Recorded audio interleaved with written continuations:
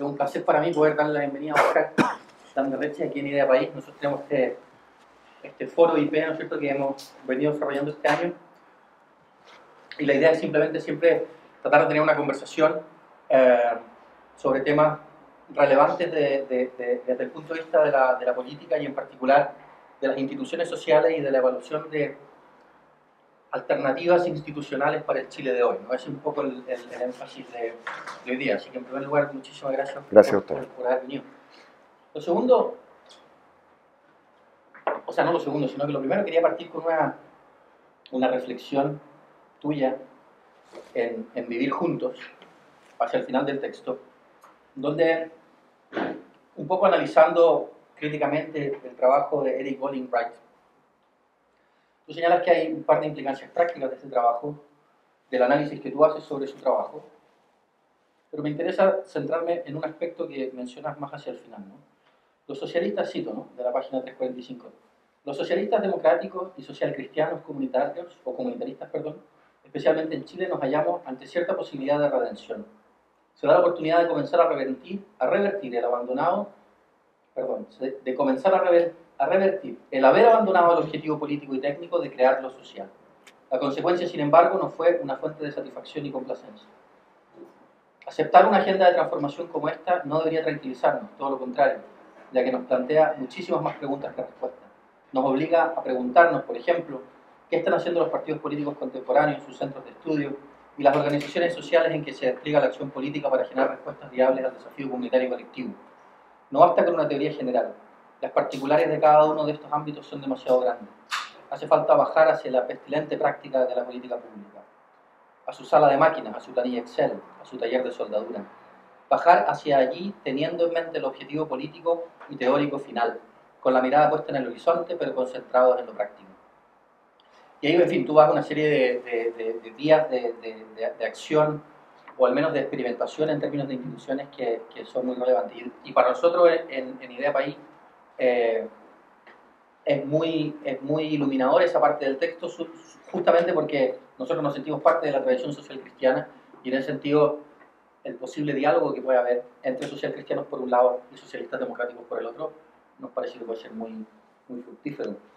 Y partiendo con eso, quería hacerte una pregunta más general, ¿no?, que es que hoy día en gran parte del debate contemporáneo se ha visto una serie de propuestas que buscan promover un análisis de alternativas institucionales, tanto en el orden económico como político, que de algún modo traten de llegar a un sector amplio de la población. En el caso tuyo, te quería preguntar un poco qué piensas en términos generales cuando piensas en posibles alternativas institucionales para Chile a nivel más macro, y a qué sectores, no ya a nivel doctrinal del socialismo democrático y socialcristianismo comunitarista, sino que a nivel político, te interesaría llegar.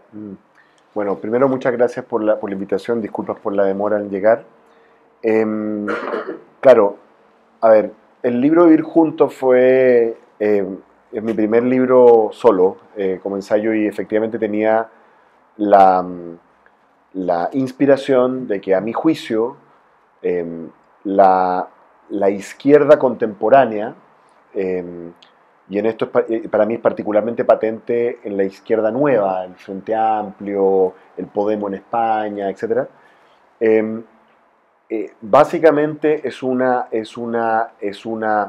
izquierda redistributiva, sin duda, es una izquierda que quiere redistribuir el ingreso y el poder, pero hay un aspecto clásico del socialismo, del pensamiento socialista, incluso pre-marxista, de la época de los socialistas utópicos, como lo llamaba Friedrich Engels, ¿no es cierto?, que lo deja completamente abandonado. Si uno recuerda un poco cómo es la secuencia conceptual, lo que ocurre durante la Revolución Industrial en Europa es que es tan fuerte los cambios que genera la Revolución Industrial, ¿no es cierto?, que agarra gente que eran artesanos, agricultores, y los convierte en lo que los marxistas llamaban proletarios, ¿no es cierto?, y los arranca de sus estructuras clásicas de pertenencia, etc.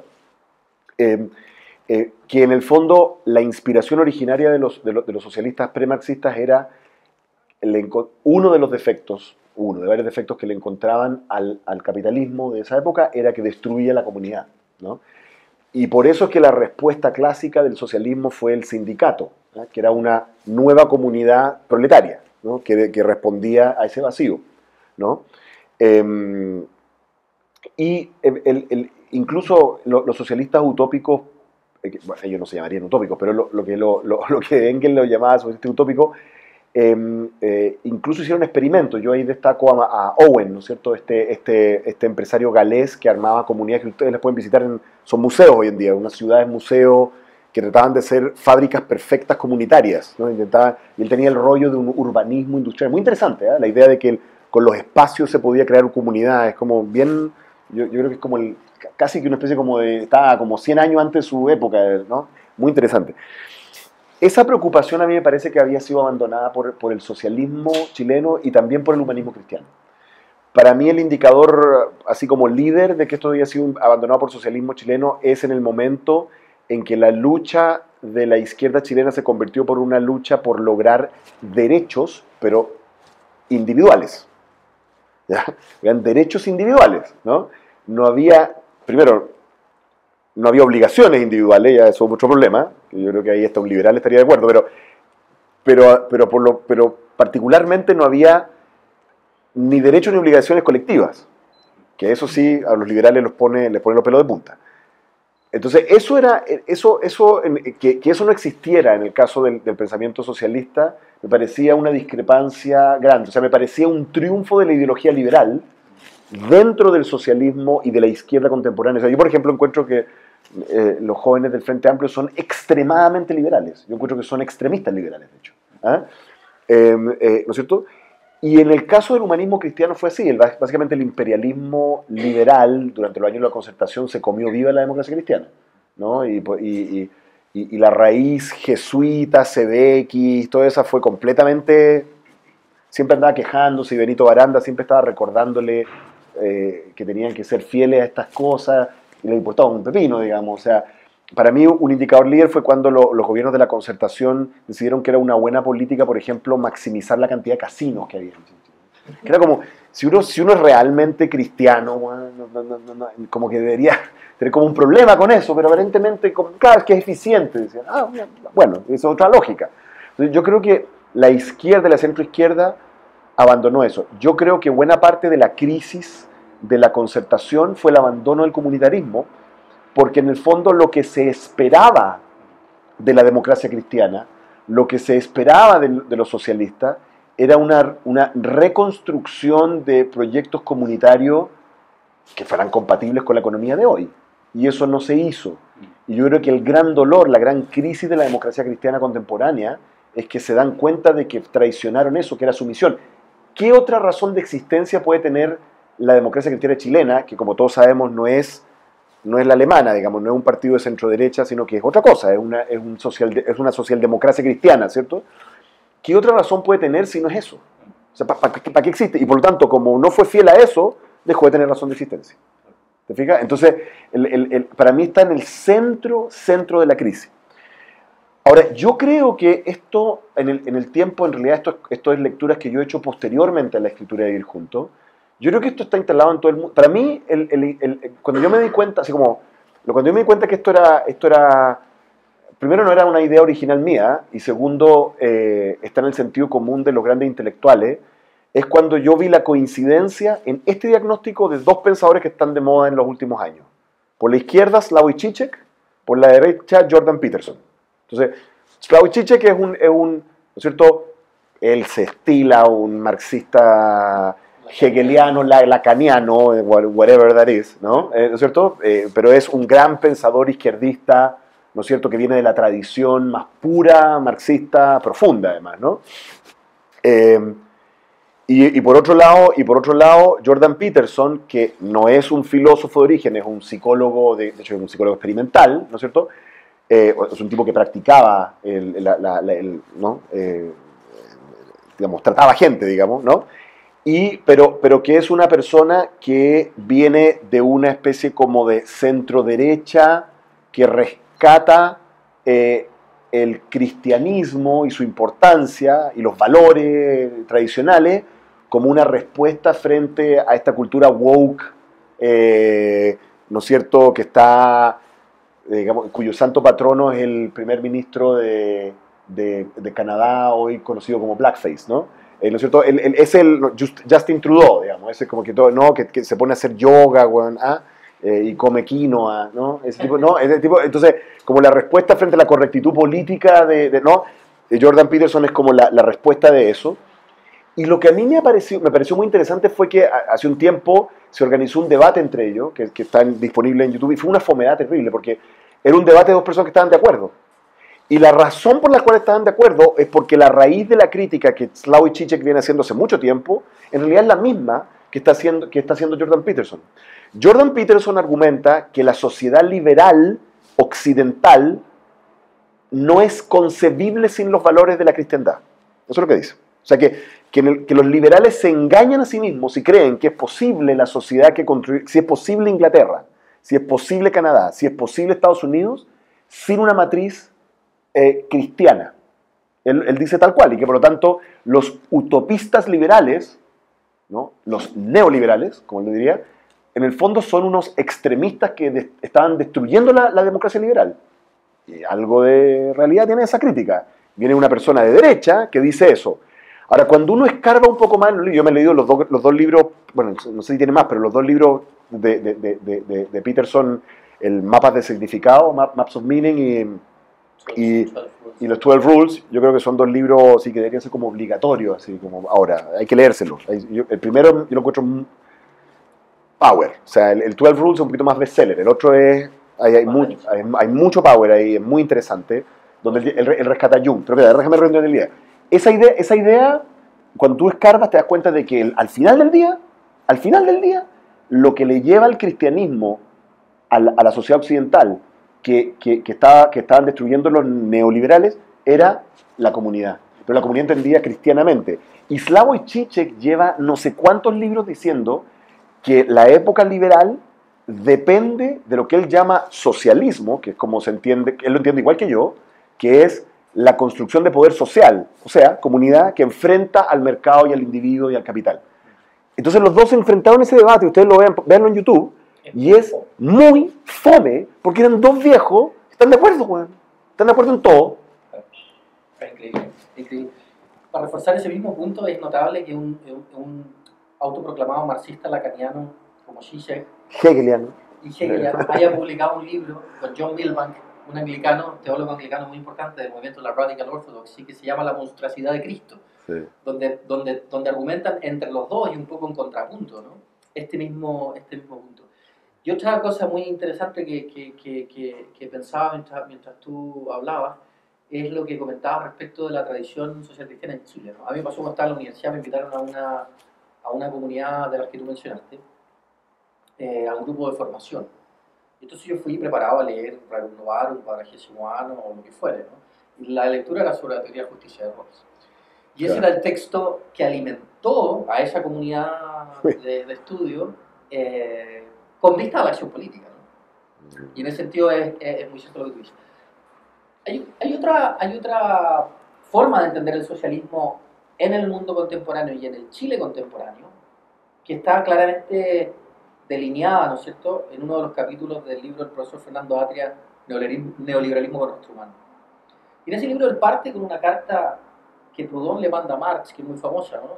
Y que es muy linda, y quería leer un párrafo y agarrarme de eso para reflexionar ya ahora sobre instituciones.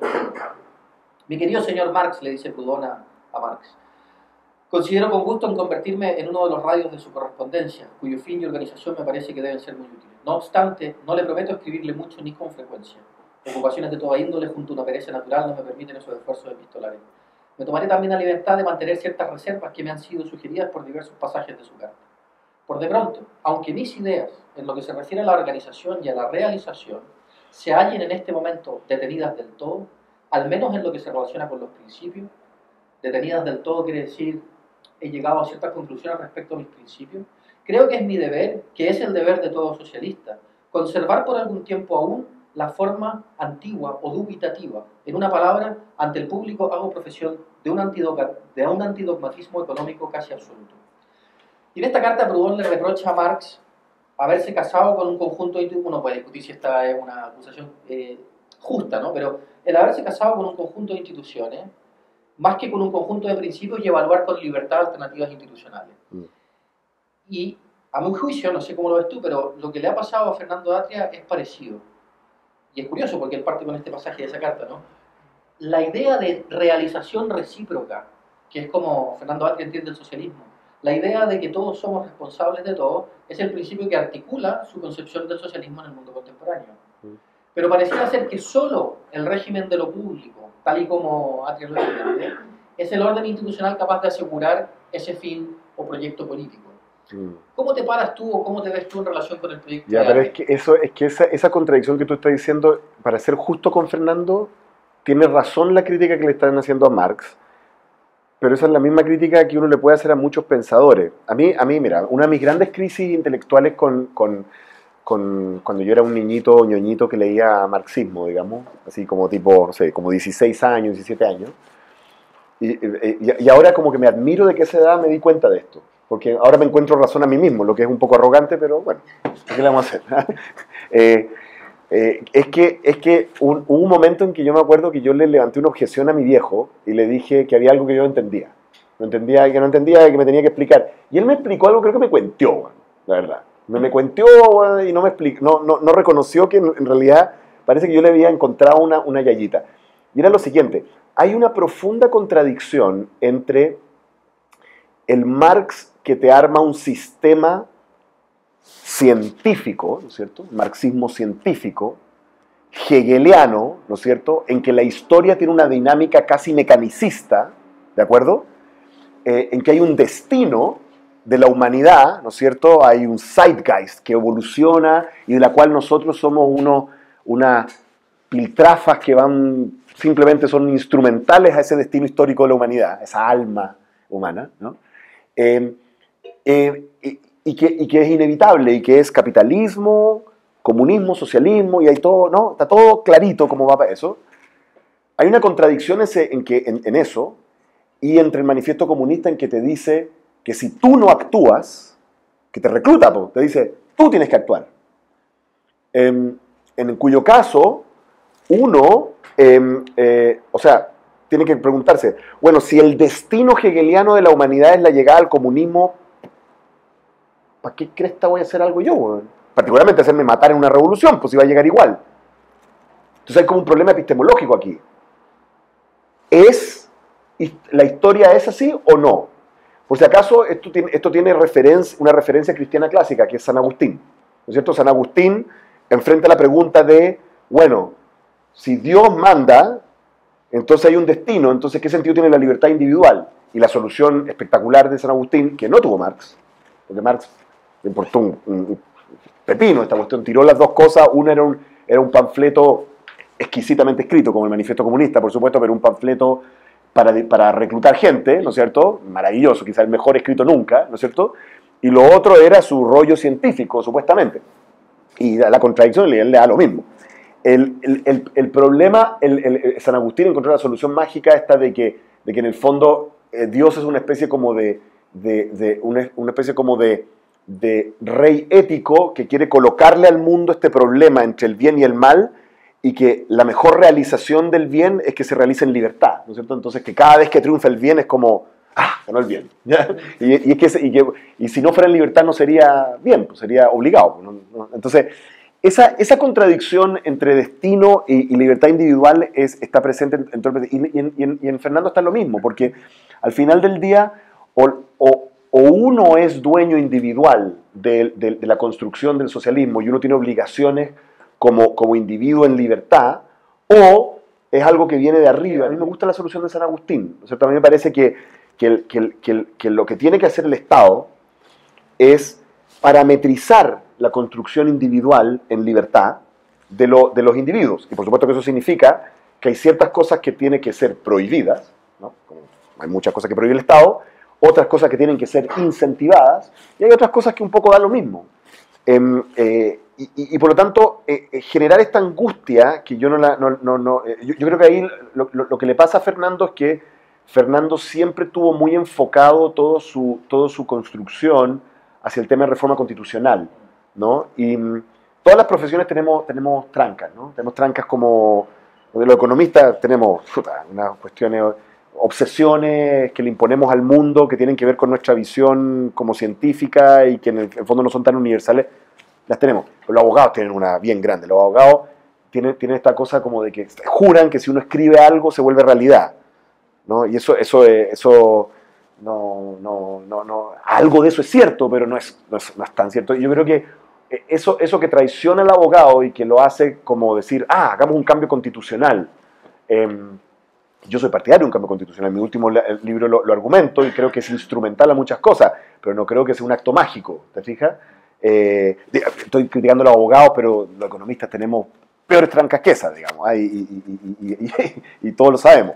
Pero yo creo que eso es lo que traiciona a Fernando, su necesidad de conducir esto de que hay que hacer el cambio constitucional y que ese cambio constitucional va a agotar el proyecto. Yo creo que yo como lo veo es que hay un cierto conjunto de cambios constitucionales que hay que hacer, pero no son exhaustivos, pues. O sea, eso tiene que ser complementado con un conjunto de políticas sociales, políticas de fomento productivo, políticas de fomento comunitario, ¿te fijas? Entonces yo creo que ahí esa apuesta de Fernando por convertirse en el gran ideólogo del cambio constitucional y que ese era el tema central, creo que lo traiciona un poco ahí. Pero lo perdono, ¿por qué?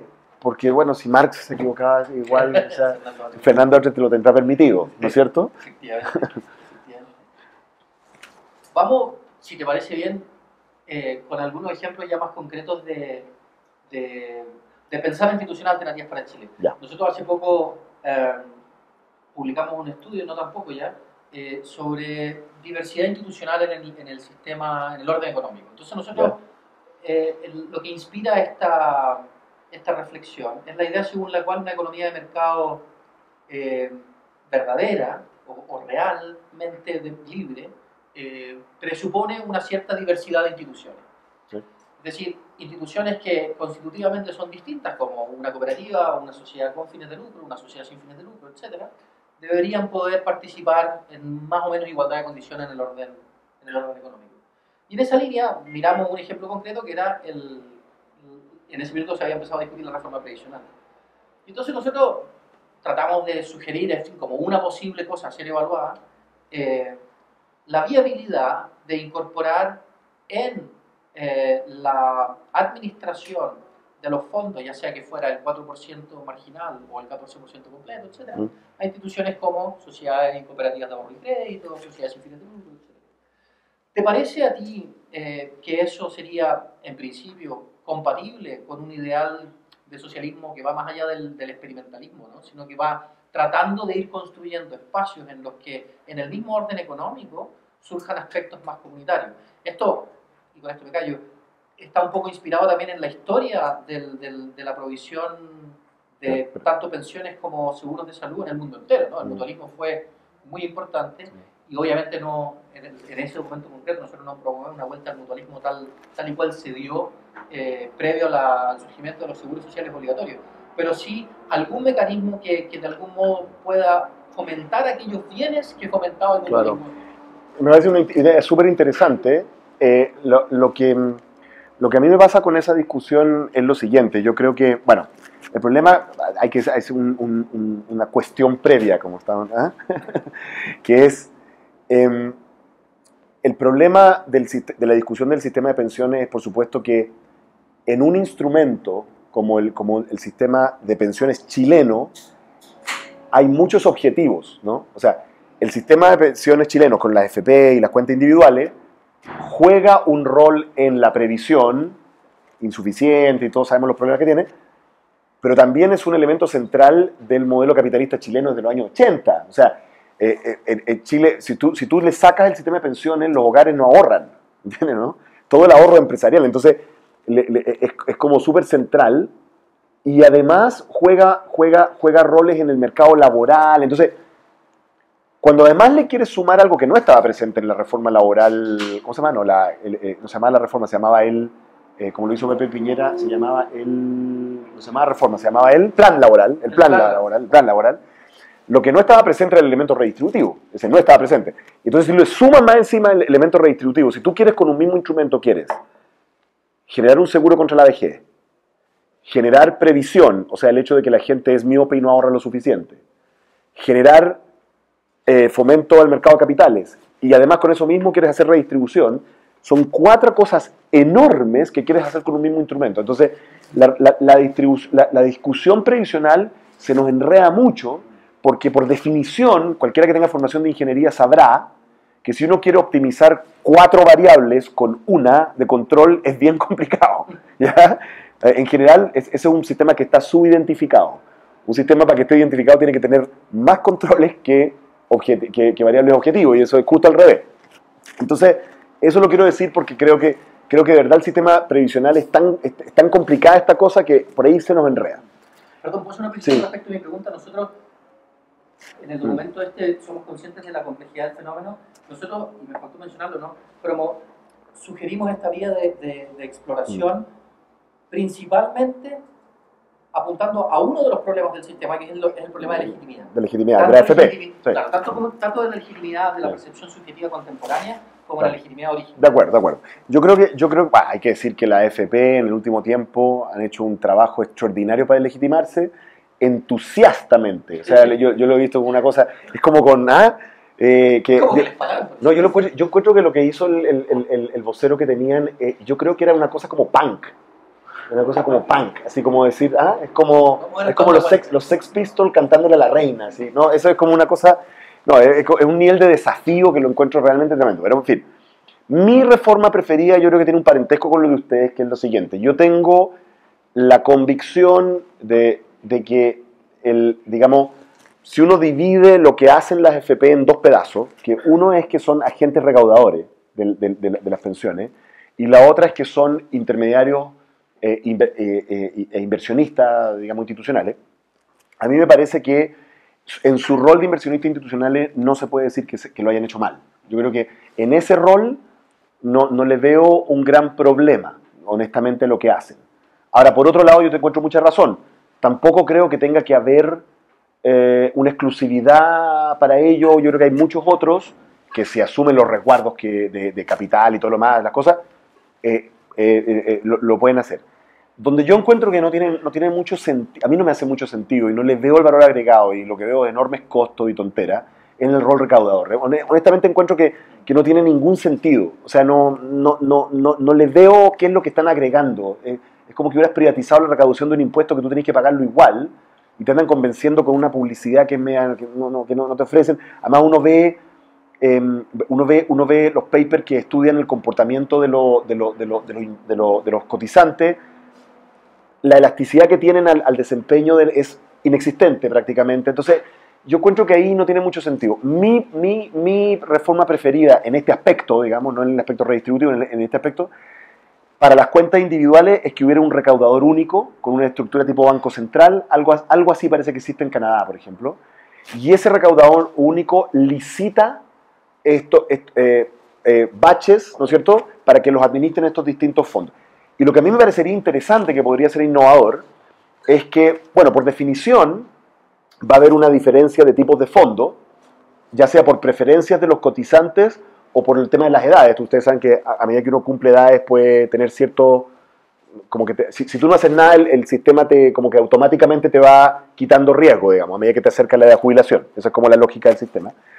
Pero también podría haber una lógica que converse un poco con lo que tú estás diciendo, que diga lo siguiente. Por ejemplo, yo creo que podría ser perfectamente legítimo que una persona que cotice en ese recaudador único decida dar la siguiente instrucción, decida decir, yo quiero tener un perfil de riesgo parecido, ponte tú, por decir cualquier cosa, al fondo D, voy a inventar, ¿ya?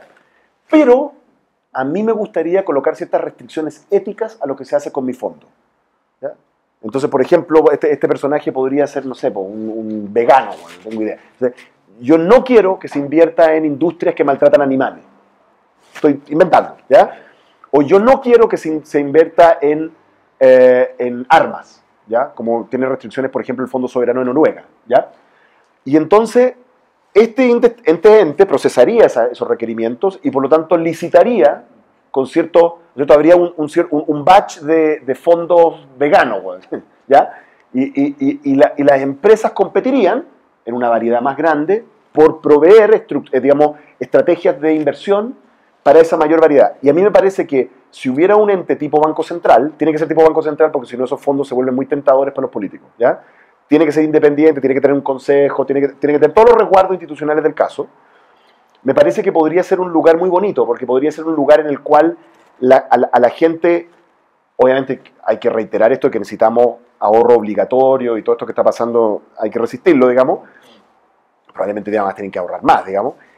Pero en que ese ahorro obligatorio se le permita al ciudadano, comillas, inversionista o / inversionista, manifestar alguna de sus opciones públicas y políticas en la forma en que se administra. Entonces podría haber perfectamente un subconjunto de individuos que diga algo así tipo mi querido profesor Ricardo French Davis, diga estos fondos tienen que ser invertidos en Chile. Yo creo que eso no es una idea muy bien diversificada, honestamente, desde el punto de vista financiero.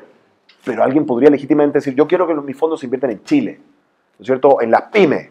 Perfecto, listo. Entonces eso es una opción que hace que el poder político asociado a esa acumulación de capital, que es obligatoria, esté en los ciudadanos. La objeción la objeción a la legitimidad de las AFP tiene que ver con el origen, pero yo diría que tiene más que ver en realidad con la concentración de poder, ¿no es cierto?, para tomar decisiones económicas, que todas las decisiones económicas tienen además opciones políticas contenidas, que se concentra de una cierta manera en ciertos grupos económicos.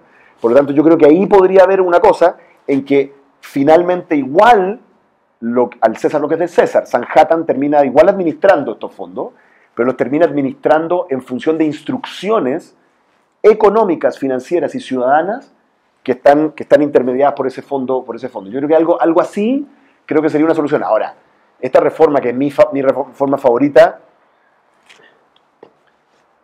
políticamente el día del níspero, digamos, para que no quede haber grabado un insulto. algo que podría reforzar eso, ¿no? Que es que, no sé si estás de acuerdo, pero justamente centralizar la administración, la recaudación, ¿no? Que es lo que genera una serie de costos administrativos muy altos para las AFP, y permitir como la libre experimentación de distintos fondos, dado los costos, la caída en los costos de transacción de ingresar y salir del mercado de capital y experimentar, hace mucho más sentido que mantener esta cosa más tradicional de recaudación más administración. Claro, y lo otro que yo creo que el tema, obviamente que el tema del 4% separado del 10%, una ineficiencia, habrá que hacerlo para todo el cuento, digamos, para todo el cuento, y no solo eso, sino que la mala noticia que yo me la paso diciendo en todas partes con una especie como de espíritu kamikaze, ¿no? Es que todos sabemos que la tasa de cotización chilena es la mitad de lo que debía haber sido en los 80. Y desde los 80 para acá ha aumentado la expectativa de vida. Entonces, yo hago un cálculo que el José Luis Ruiz, el Pony allá en la facultad, una vez me hizo un cálculo así como para una tasa de reemplazo, así casi mecánica esta cuestión, una tasa de reemplazo que fuera algo así como 50%, no sé, una cosa así. Estamos hablando de una tasa de ahorro obligatoria cercana al 25%. Piense usted lo que estamos hablando, 25%, estamos en 10 y nos estamos agarrando a cuchillazos, digamos, por 4%. Claro, entonces, honestamente tenemos que movernos hacia allá con todo, y yo creo que lo que sí es importante es que esto se haga antes de que la deslegitimidad del sistema y la insatisfacción con el sistema termine con una solución a la peruana, que yo creo que eso sería una cosa chuta. Desde el punto de vista social, probablemente una bomba de tiempo; desde el punto de vista fiscal, una especie como de suicidio como país. ¿Ah? Y además está el problema de que en el caso de una pérdida mayor de legitimidad, puede haber grupos políticos dispuestos a eliminar por completo el principio de capitalización individual.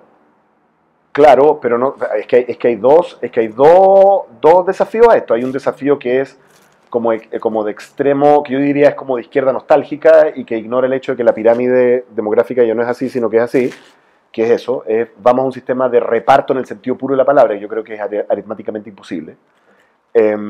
Distinto es fortalecer el pilar solidario financiado con impuestos, que es lo que yo creo que hay que hacer ya. Ese es un desafío, pero también está este desafío que es donde se prueba mi punto inicial de esto, que es en que vivimos en una época de radicalismo liberal. Porque cuando tú ves a la izquierda en Chile tomando las banderas de lo que sería un utopista liberal, que te debería decir, el Estado no tiene por qué estarte obligando a ahorrar. Eso es lo que te debería decir un liberal, pero en mala, ¿no? Así, En Walden Pond. Paternalismo puro. Claro, en Walden Pond diría, ¿por qué usted me obliga a mí? Esos son fondos míos. Eso es lo que te diría un liberal. Para mí, ese gesto que acabamos de ver en estos días es la demostración más evidente de el triunfo cultural del liberalismo incluso en las izquierdas de hoy. De verdad que lo encuentro dramático porque digamos, la noción, o sea, inevitablemente en un sistema de pensiones de ahorro obligatorio, digamos, y con lo que sea de redistributivo, todo, hay un gesto paternalista. Lo hay, ¿no?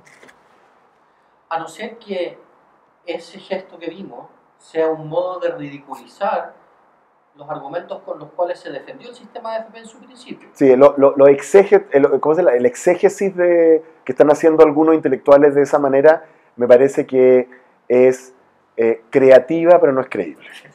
¿Ya? O sea, no nos engañemos. ¿Eh? Un tema que para nosotros también ha sido importante en los últimos meses acá en Idea País es el tema de la descentralización, ¿no? Ya. Un tema que está muy presente en varias campañas políticas, pero también en la discusión intelectual. Y a nosotros nos parece, en principio, y sería interesante escuchar tu opinión al respecto, aunque algo, más que algo, harto de eso dices acá, ¿no? En Vivir Juntos. Creemos que ciertos mecanismos de descentralización, teniendo los resguardos debidos en los distintos órdenes institucionales que correspondan, pueden ayudar a fomentar la vida comunitaria de distintos modos, ¿no? Si tuvieras que explicar en sencillo si esa idea te cuadra o no te cuadra y por qué, ¿cómo lo harías? Sí, a mí me cuadra. Ahora, tengo que decir que yo vengo de una tradición y es que cualquier socialista chileno en el fondo es un carrerista.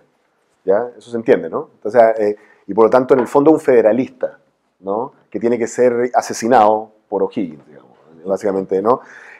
Así que, y eso es una raíz así muy, muy clara, ¿no? ¿No? Que es Conce, ¿no? Concepción es esto, ¿no? Que ese lugar tiene que haber un ejército de ocupación en Concepción. No. Entonces, claro, yo creo que hay otra cosa que uno tiene también que reconocer, y es que Chile es un país bien peculiar. O sea, Chile es un país que, no sé si ustedes han visto, hay un sitio web que yo constantemente vuelvo a ese sitio web como obsesionado, ¿sí?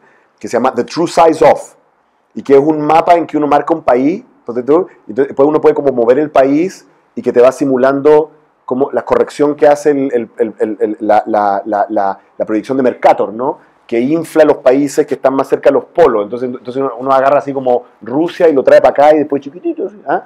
Y uno agarra Kenia, que parece así, es del tamaño de Francia, ¿no? Entonces uno agarra Chile da lo mismo porque es delgado. Pero si uno lo da vuelta y lo pone arriba de Estados Unidos, Punta Arenas está en Boston y Arica está en San Francisco. Y si uno lo pone en Europa, Arica está en Londres y Punta Arenas está en Moscú. Entonces, Chile tiene una escala imperial. Eso es lo que... Chile tiene una escala imperial, es increíble. Y lo interesante y paradójico de este país es que siendo un país piñufla en términos de población y de tamaño del PIB, somos 0,25% del PIB mundial, en realidad somos un país como con vocación imperial, pero minimalista, ¿sí? Porque es como el mínimo imperio posible, ¿no? Que es lo más delgado posible, ¿no? Incluso también tenemos nuestro Hawái, ¿no? Que es la isla de Pascua, pero claramente más pequeño, ¿no? Entonces, Chile tiene esta cosa como de país gigante, con vocación imperial, desierto, fiordo, ¿no es cierto? Por lo tanto, eso significa que la existencia de Chile en absoluto es una cosa peculiar. Yo apostaría que en 300 años más, no sé si va a existir este país de tal manera. O sea, a mí me hace sentido, yo veo Antofagasta hoy en día, y Antofagasta es un mundo propio, ¿ya? Es una sociedad, ¿no? Eso no tiene por qué ser muy sano, pero puede ser completa, ¿no? Y que todo ocurre ahí. Y por lo tanto yo creo que el camino hacia una federalización de Chile es un camino que va a ocurrir inevitablemente. O sea, creo que es así. Y por lo tanto yo creo que la discusión sobre regionalización tiene que entender que es hacia allá se va. No sé si uno tiene que llegar allá de un zuácate, pero para allá se va, ¿no? Y quizá en un futuro, como le pasa a todos los imperios, ¿no es cierto? Así como el Imperio Británico, ¿no es cierto? Que era un imperio real, pues, o sea, un momento en que, ¿no? En Kenia tenían que preguntarle a Londres, ¿qué hacemos? ¿Ah? Una isla, sí. Claro.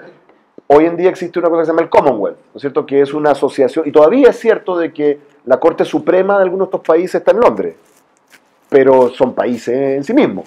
Entonces, yo creo que en el futuro lo que va a ocurrir es eso, lo que va a ocurrir es que vamos a tener zonas geográficas de Chile que van a tener crecientes grados de autonomía, o van a llegar a un estado cuasi federal, o incluso en un estado más adelante, estoy hablando de 50, 60 años más, capaz que ya derechamente federal, y que vamos a estar asociados con una estructura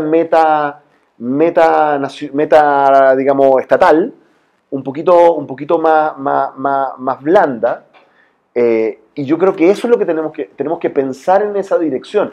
Y yo, más aún, creo que eso es algo bueno, y no es solo eso, sino que creo que es algo que debe ser fomentado, porque creo que eso es lo que hace que este país vaya a ser un país como potente, poderoso. ¿Ah? O sea, ¿no es cierto? Antes, desde el exilio, cuando uno miraba a Chile, evidentemente una de las características que tenía Chile es que era una sola cosa, ¿no? O sea, de hecho el acento chileno, que era, por si acaso con oídos colombianos, que eran los que yo tenía, era ininteligible, ¿ya? Era como que alguien estuviera hablando húngaro, ¿ya? Así como si no se entendía nada, digamos. Uno de los momentos mágicos míos fue cuando Radio y Televisión Caracol se consiguió una entrevista con Voldemort, ¿eh? Con Pinochet. Y los ¿cómo se llama? Los exiliados se juntaron a ver esto con un grado como de morbo gótico que yo no entendía muy bien, ¿ya? Y la televisión colombiana empieza a hablar Pinochet, que usted, no sé si hay gente muy joven acá, pero Pinochet hablaba en una especie como de dialecto guaso extremo. Whisky, whisky, whisky, whisky, ¿sí? Y los colombianos no entendían, y como la televisión colombiana entendía eso, lo subtituló. Subtitulaba a Pinochet. Ese era el acento chileno. ¿Ah? Ese era el acento chileno. Y era muy característico. Cuando uno vive en otros países, uno sabe que Brasil tiene distintos acentos, Argentina tiene distintos acentos, Perú, Colombia tiene distintos acentos, ¿no? Porque los países complejos tienen distintas identidades. Chile nunca ha tenido distintas identidades.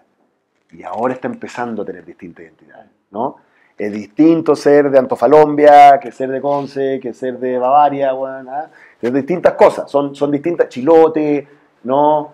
Los Boric allá con los elfos en el fondo de los fiordos, son distintas culturas, y yo creo que ese es el país grande, pero chico, que vamos a tener. Y entonces yo creo que hay que avanzar. Ahora, lo que ha ocurrido recientemente creo que es una cosa muy mal hecha.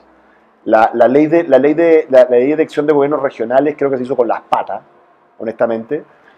Lo que se hizo fue privilegiar lo frívolo, es decir, un nuevo cargo, sin atribuciones, y o sea, perdón, a mí en Conce estuve la otra vez y me preguntaron, ¿qué piensa de eso? Yo les dije, en la próxima elección elijan a alguien cercano a Piñera, porque como cada gobernador va a tener que negociar con el presidente sus atribuciones, lo mejor para cada región es tener gobernadores que sean cercanos al presidente. Entonces, cuando esté gobernando la derecha, elijan de derecha. Cuando alguien de izquierda, elijan de izquierda.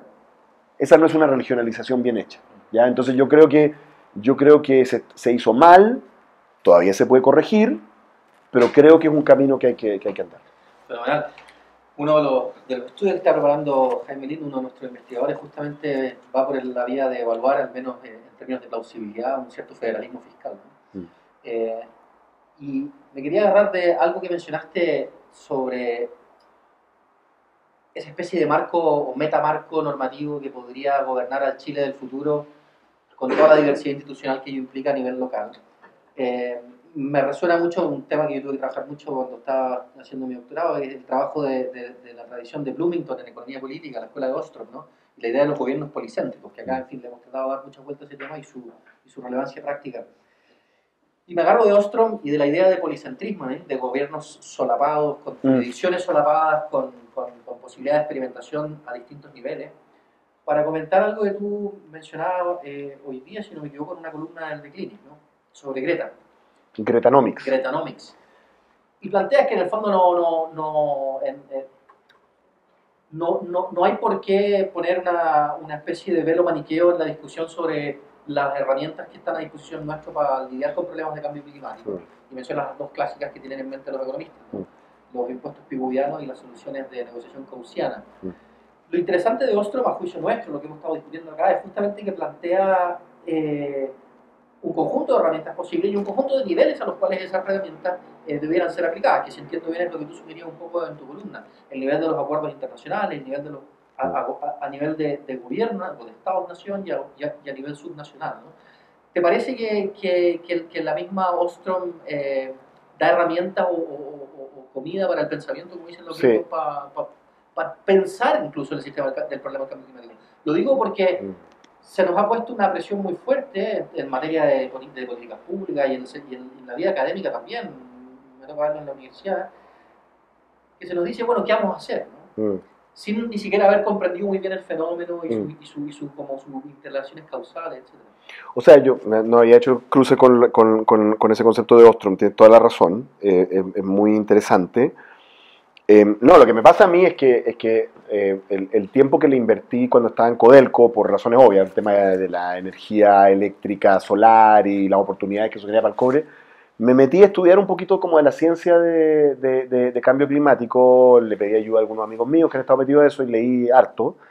Y bueno, ustedes saben que así como critiqué a los abogados con su defecto, como que les gusta, creen que lo que se escribe, uno de los defectos que tenemos los economistas, incluso los de izquierda, es que somos de un grado de escepticismo insufrible. O sea, un economista es como, parte no creyendo en nada, ¿no? Y objetando que cualquier solución sea posible, una cosa terrible, ¿no? Es hay una cosa como muy escéptica, ¿no?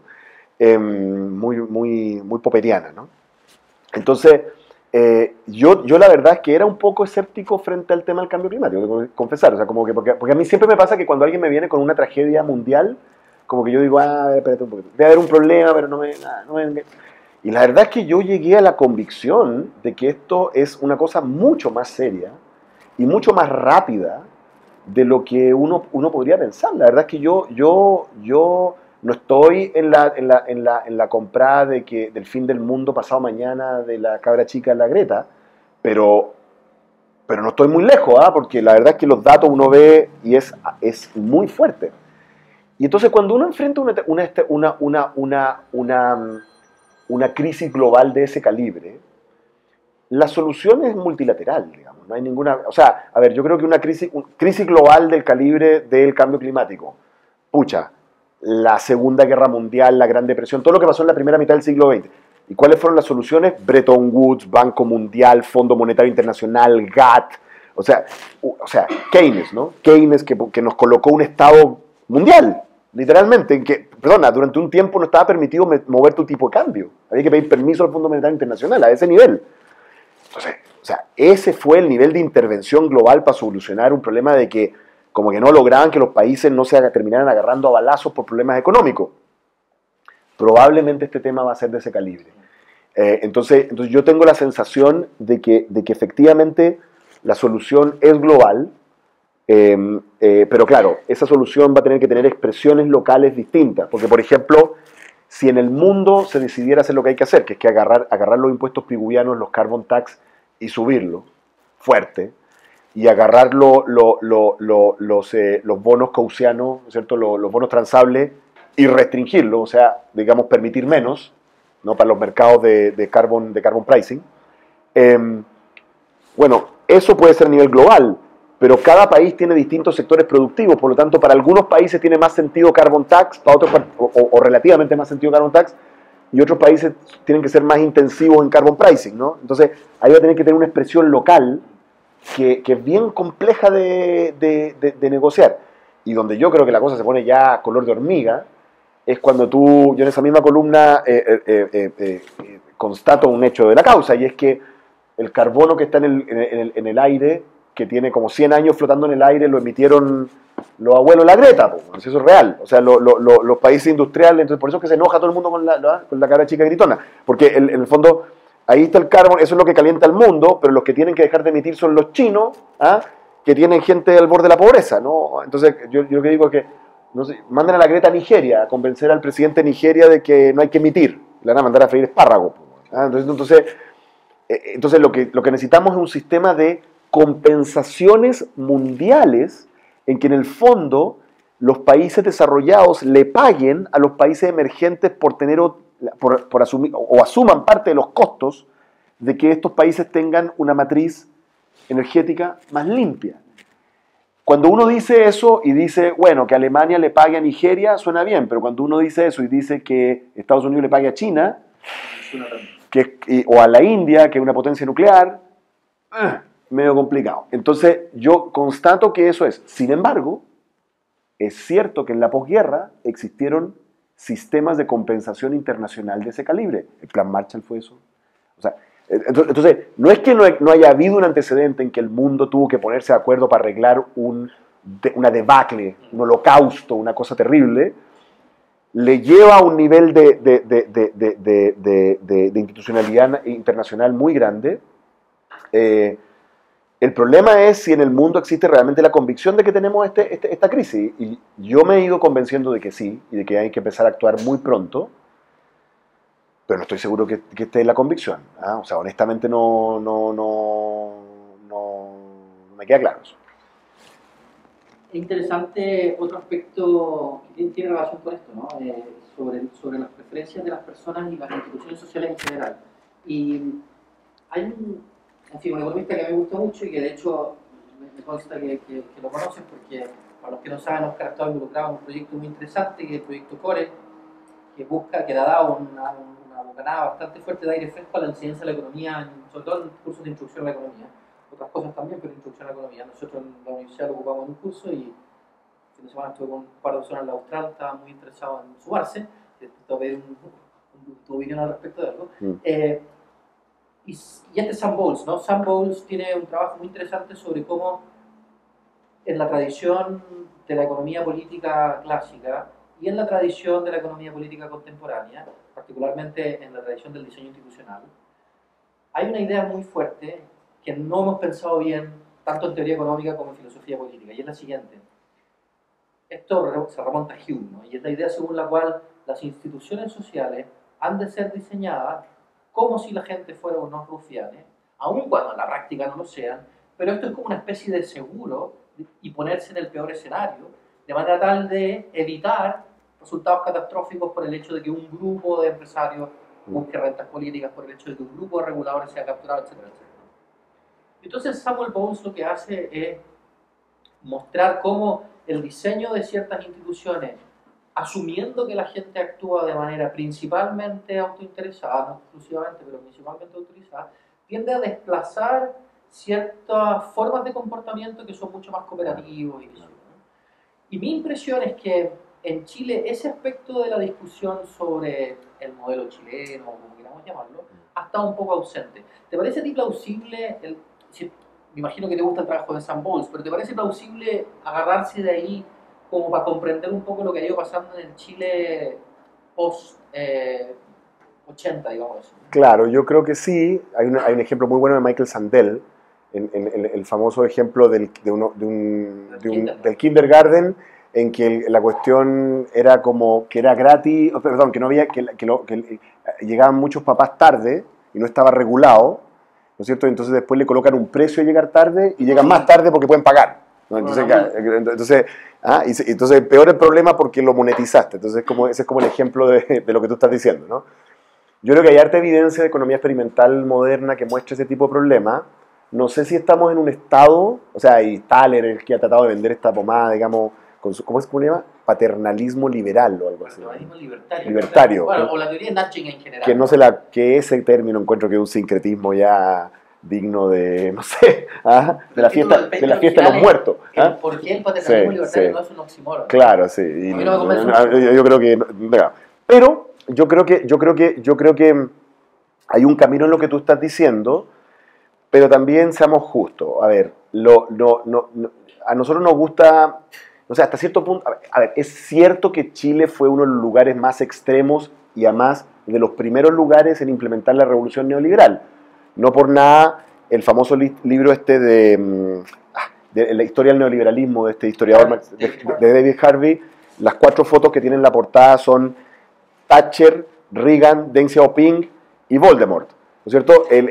O sea, es casi un halago, bueno, es como decir Talca, París y Londres, ¿no? Es decir, como China, Estados Unidos, Inglaterra y con Tulmo, ¿me entiendes? O sea, es una cuestión increíble. O sea, Chile es un país central de la revolución neoliberal y de los primeros, eso es así, y de los que fue más extremo en esto. Ojo que también tuvimos una fase más extrema, que fue la previa a la crisis bancaria, que fue ya una locura, y después se fue corrigiendo de a poco. Entonces, es cierto eso, pero el mundo tuvo una revolución. O sea, nosotros estamos viviendo en la era del triunfo liberal. O sea, la generación, yo creo que aquí hay algunos, se llama iGen, ¿no? YouTube, iPhone.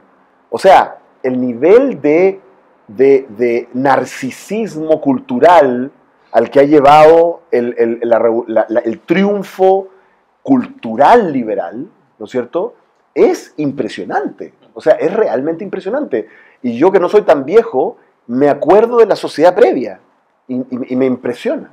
Realmente me impresiona. Veo a los jóvenes en la universidad y no puedo creerlo. El nivel de por así decirlo, de chinorriismo es una cosa tremenda, es impresionante, ¿no? Entonces, claro, y se derrumbaron las iglesias, se derrumbaron la ideología, se derrumbaron las comunidades, se derrumbaron los barrios, se derrumbó todo. No hay lealtad hacia nadie, ¿no?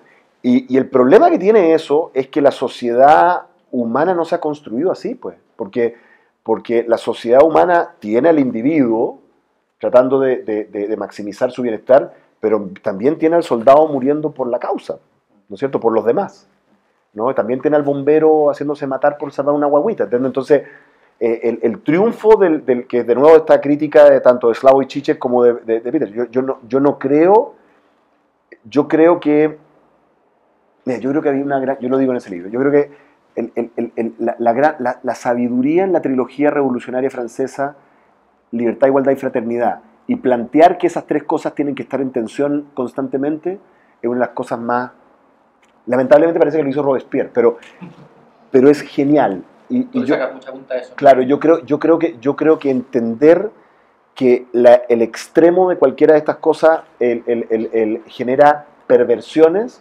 y yo creo que efectivamente el triunfo cultural liberal, expresado en estas cosas que tú dices, genera cosas horrorosas. O sea, genera falta de pertenencia, falta de sentido de vida, genera incapacidad de gobernar una sociedad porque no hay lealtad hacia nada.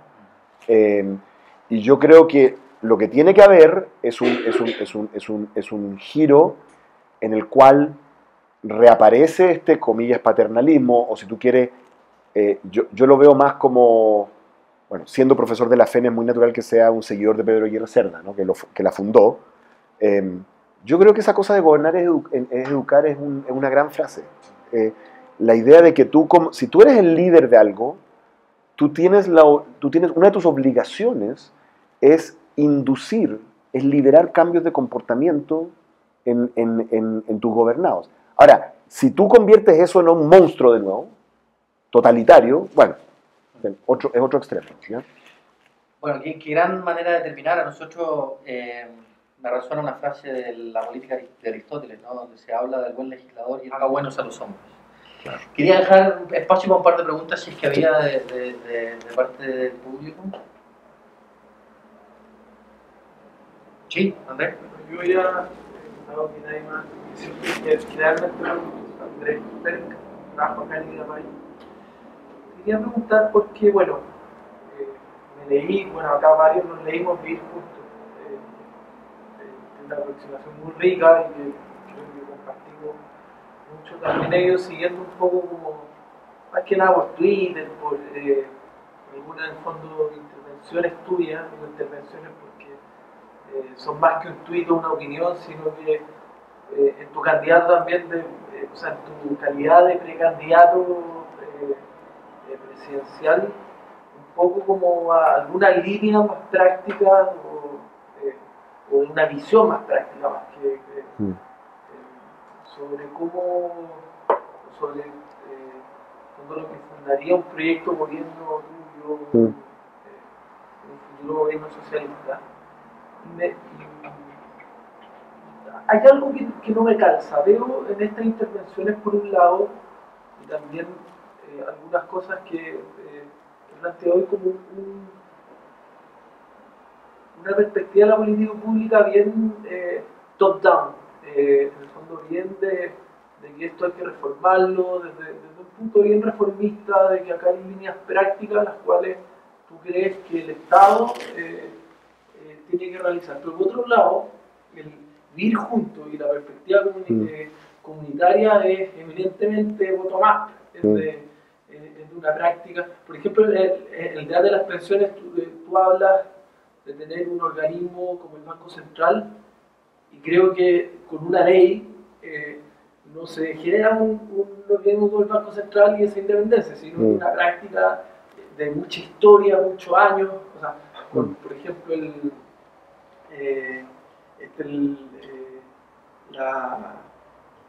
sistema de alta dirección pública, se pensaba que iba a ser una cuestión totalmente independiente, y no ha sido tal, ¿ya? Porque creo que las instituciones requieren de historia, requieren de una cultura. Entonces, ¿cómo considerar? Me siento como algún tipo de contradicción. Por un lado, claro, como tengo todo muy claro, pero por otro lado, toda esta experiencia tanto de instituciones que promueven la vida comunitaria o de políticas públicas concretas requieren mucho más que ciertas como directrices de gobierno. A ver, yo creo que, bueno, yo me voy a permitir una contradicción, igual que San Agustín y Marx, ¿ya? Y Atria, ¿no? ¿No es cierto?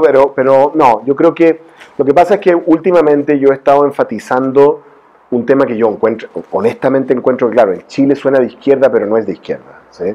Que es que yo creo que Chile ha agotado una cierta fase de desarrollo, digamos, ¿ah? Y me parece bien evidente, hay muchos indicadores de ello, y tiene que pasar a otra, y ese paso requiere de una acción coordinada entre el Estado y los privados que no estamos acostumbrados a hacer, ¿no? Y los mayores referentes del tipo de cosas que yo planteo no son nada izquierda, digamos, son Irlanda, que si alguien conoce, bueno, sí, son buenas ondas irlandeses, pero de izquierda no son, ¿ya?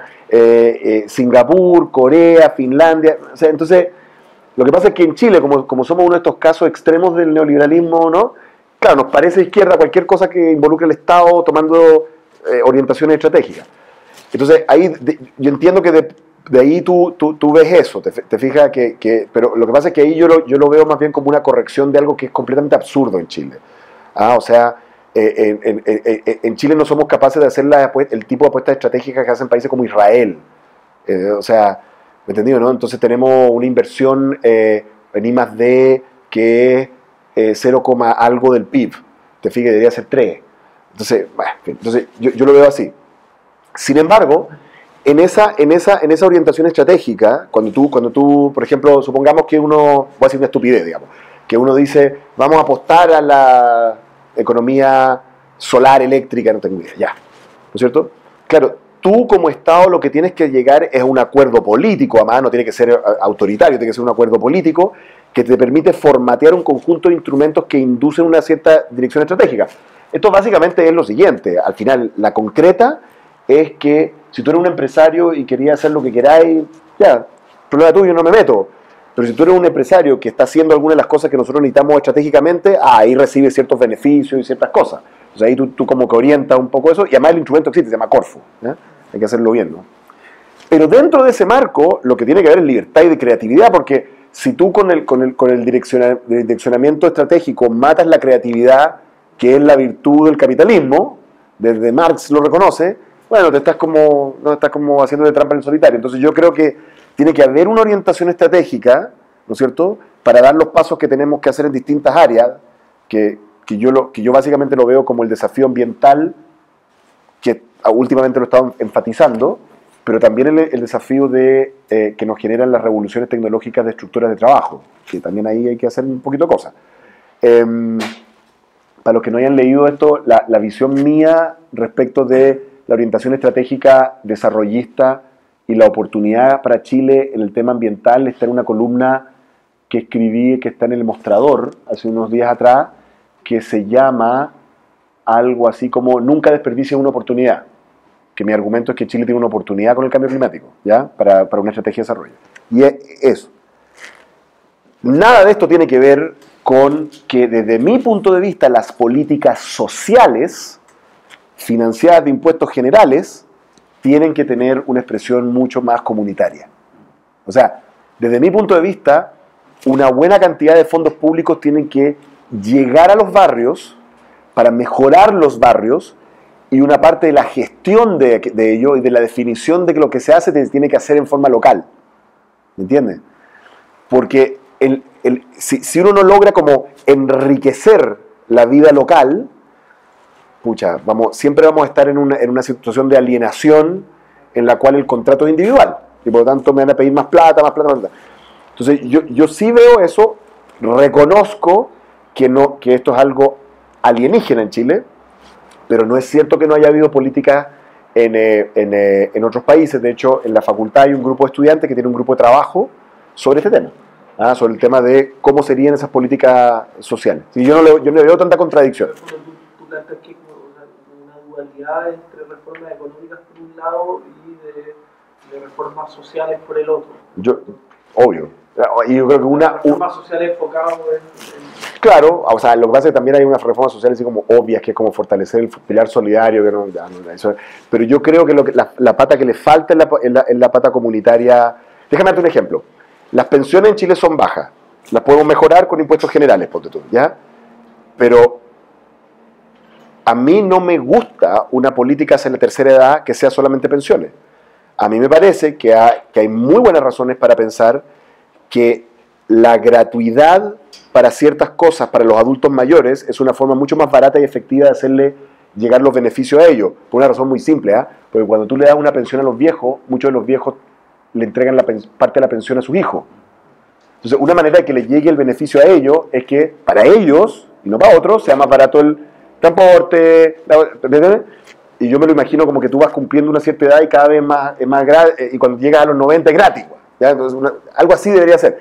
Entonces, ese tipo de mecanismos sí pueden ser administrados en forma comunitaria, ¿te fijas? Y hay un rol para los centros de adulto mayor, para las vacaciones, y por ahí yo veo que hay un camino de un tipo de política social distinta. Se nos fue volando el tiempo, podríamos haber quedado conversando muchas horas más, pero te queríamos agradecer por tu tiempo, Oscar, y agradecerle a todos los que vinieron. Te queríamos dar un aplauso en reconocimiento. Muchas gracias. Muchas gracias.